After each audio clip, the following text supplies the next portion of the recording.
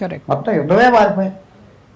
Even now ఇప్పుడు Pakistan reconstruct చేస్తున్న ఈ హైటెక్ శిబిరాలు ఏవైతే ఉన్నాయో అవి వాటిని మనము గుర్తించడానికి అంటే భారతదేశము ఏ రకమైనటువంటి సర్వేలెన్స్ సిస్టమ్ని ఎంచుకుంటే మంచిదంటారు? చాలా ఒక జనరేషన్ లీప్ అవ్వాలి. అంటే 1 2 3 4 5 ఒకటో క్లాస్ అయిపోయింది, రెండో క్లాస్ అయిపోయింది, భారతదేశం వెళ్తానికి ఆ టైం లేదు. ఒకటో క్లాస్ నుంచి 5వ క్లాస్కి వెళ్ళిపోవాలి టెక్నాలజీ. ఎవరో 5,000 సంవత్సరాల క్రితం చక్రాన్ని ఇన్వెంట్ చేశారు. చక్రం, ఆ చక్రం పెట్టాక ఆర్థిక వ్యవస్థ ప్రపంచంలో మారిపోయింది. ఎందుకంటే బళ్ళు రావటం, తిరగటం, చక్రం. సో మనం కొత్తగా చక్రం ఏమి ఇన్వెంట్ చేయక్కర్లేదు. కొత్తగా వెళ్ళి మనమే తయారు చేద్దాం, మన దేశం గొప్ప అంటూ అక్కర్లేదు. మనం ఉన్నదాన్ని వాడుకుని మ్యాక్సిమం క్వాంటమ్ లీప్ అంటారు. క్వాంటమ్ లీప్ అంటే ఎక్కువ లీప్, మనం వెళ్ళిపోవాలి టెక్నాలజీ. వెళ్ళిపోతే మన ఆర్థిక ఏదో సాఫ్ట్వేర్ చదువుకున్నాడు హైదరాబాద్లో, అది ఉద్యోగం దొరకదు. ఇంకా వాడికి సాఫ్ట్వేర్ చదువుకున్న వాడికి ఆర్టిఫిషియల్ ఇంటెలిజెన్స్ నెక్స్ట్ ఏంటి అది మన ప్రభుత్వాలు చేయాలి. అంతే, అక్కడ కూర్చుని గ్రాడ్యువల్గా వెళ్ళేది కాదు. లీప్ ఫ్రాగ్, కప్ప ఊరికినట్టుగా మనం వెళ్ళిపోవాలి.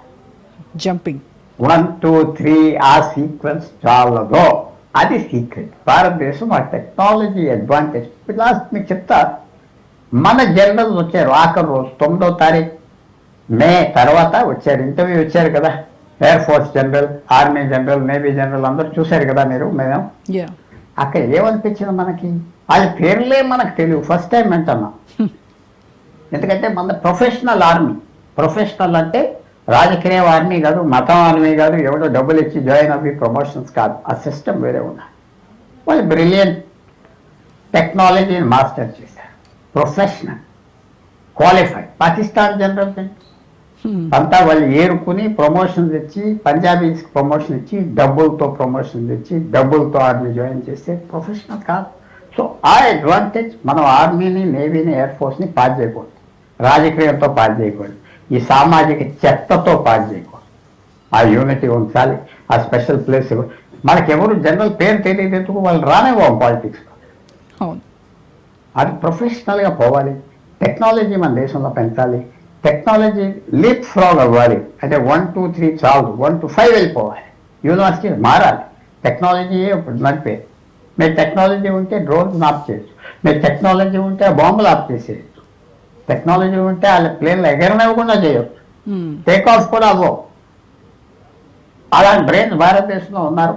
అది ప్రభుత్వం మ్యాక్సిమం అటెన్షన్ ఇవ్వాలి. Maximum attention. మనం ఏదో యుద్ధం గెలిచామంటే వచ్చే యుద్ధం ఇంకో 5 నిమిషాల 5 రోజుల వస్తుంది. గ్యారెంటీగా పాకిస్తాన్, చైనీస్తో మళ్ళీ ఇంకో ఎఫర్ట్ వస్తాయి. ఎందుకంటే ఇప్పుడు కూడా పాక్ ఆర్మీ అలాగే ఐఎస్ఐ ఈ రెండు కలిసి సర్ది, జురా, కహుటా ఇలాంటి కొన్ని క్లిష్టమైనటువంటి ఏరియాస్లో ఈ శిబిరాలను నిర్మిస్తూ ఉన్నారు.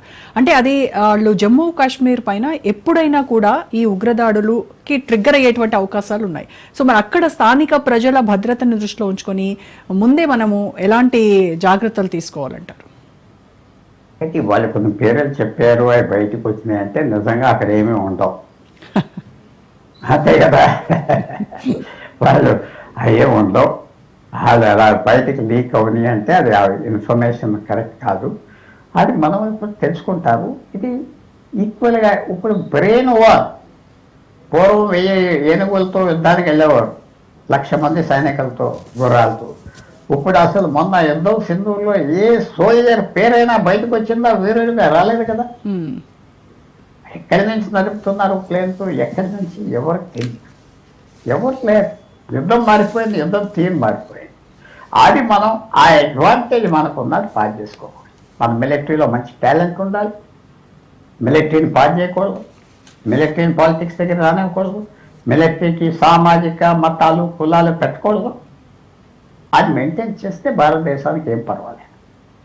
టాప్గా థ్రెట్ వచ్చేది ఫేస్ చేయగలరు. చాలా మొన్న యుద్ధాలు చెప్పి రావు రోజా గారు, రేపు వస్తున్నామని మెసేజ్ రాదు అడ్వాన్స్గా. It will come any time.